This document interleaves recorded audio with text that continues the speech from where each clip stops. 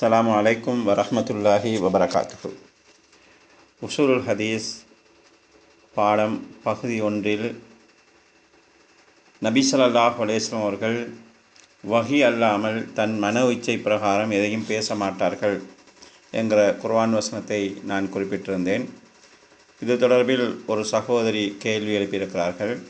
அதாவது நபி ஸல்லல்லாஹு அலைஹி வஸல்லம் அவர்கள் மதீனாவுக்கு வந்த ஆரம்ப பகுதியில் அவர்கள் மதீனாவுடைய விவசாய நடவடிக்கையை கவனிக்கிறார்கள்.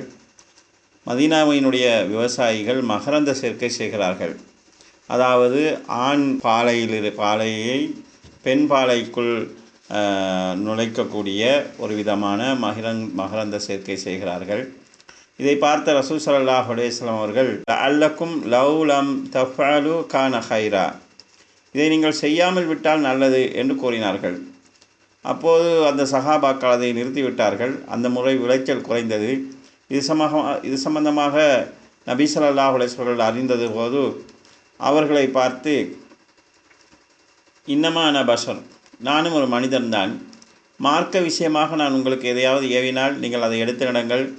உலக விவகாரங்கள் குறித்து எனது கருத்தை நான் கூறினால் அதை நீங்கள் கடைபிடிக்க வேண்டியதில்லை என்று கூறினார்கள் என்கிற செய்தி சஹீஹுல் முஸ்லிமிலே பதிவாகியிருக்கிறது.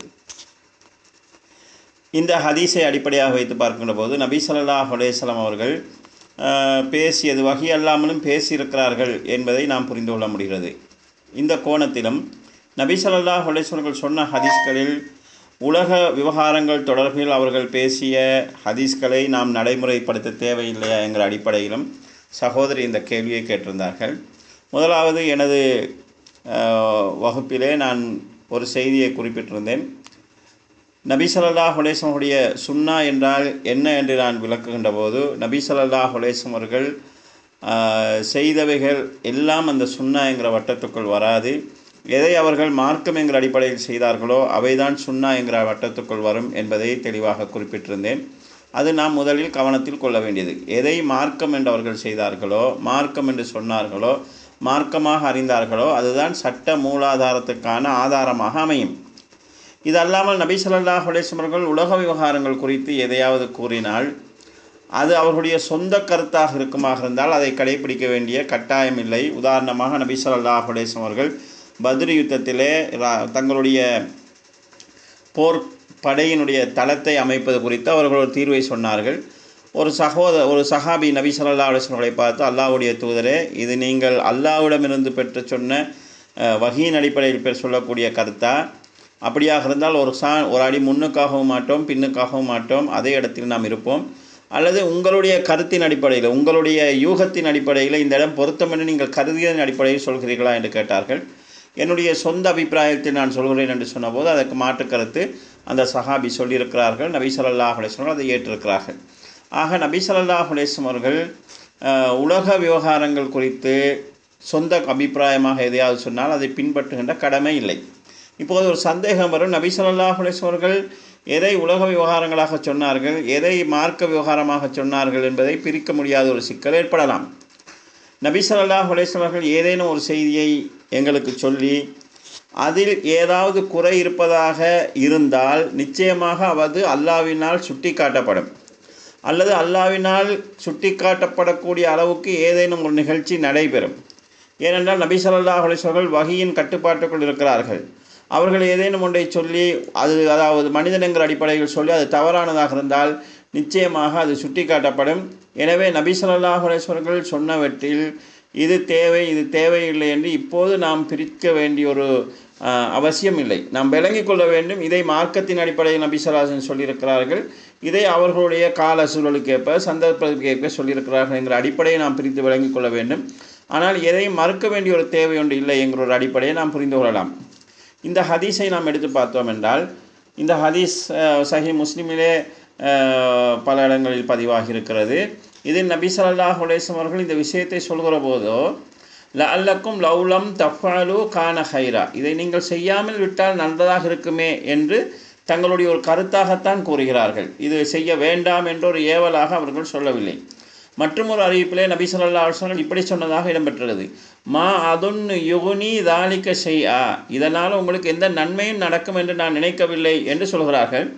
அதில் விளைச்சலில் குறைவு ஏற்பட்டத போது அந்த தகவல் சொல்லப்பட்ட போது இன்கான என்பவுக்கும் தாலிக்க பல்யஸ்னாவுகு, இது உங்களுக்கு பயனளிக்குமாக இருந்தால் நீங்கள் செய்யுங்கள். இப்போ இன்னமா தலன்ட்டு லன்னன், நான் ஒரு யூகந்தான் செய்தேன், இதனால் எந்த எதுவும் நன்மையும் இருக்காது என்று ஒரு யூகந்தான் செய்தேன் என்று தெளிவாக இது என்னுடைய சொந்த அபிப்பிராயம் என்பதை சொல்லி காட்டுகிறார்கள்.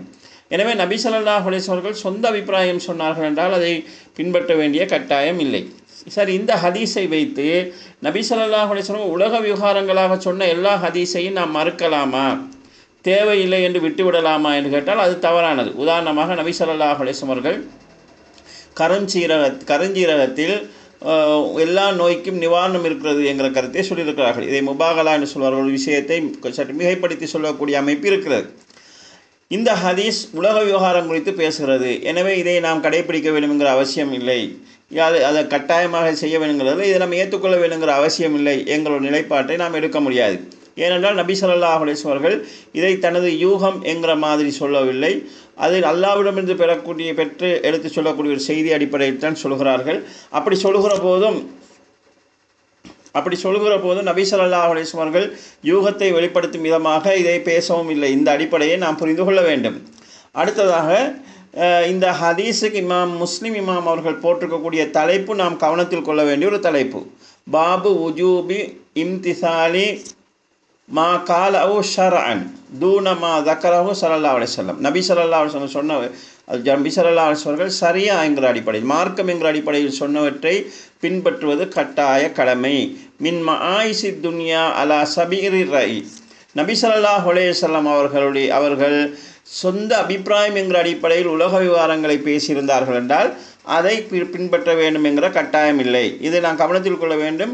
உலக விவகாரங்களை சொந்த அபிப்பிராயம் என்கிற அடிப்படையில் சொன்னார்கள் என்றால் கட்டாயம் பின்பற்ற வேண்டும் என்கிற நிர்பந்தம் கிடையாது.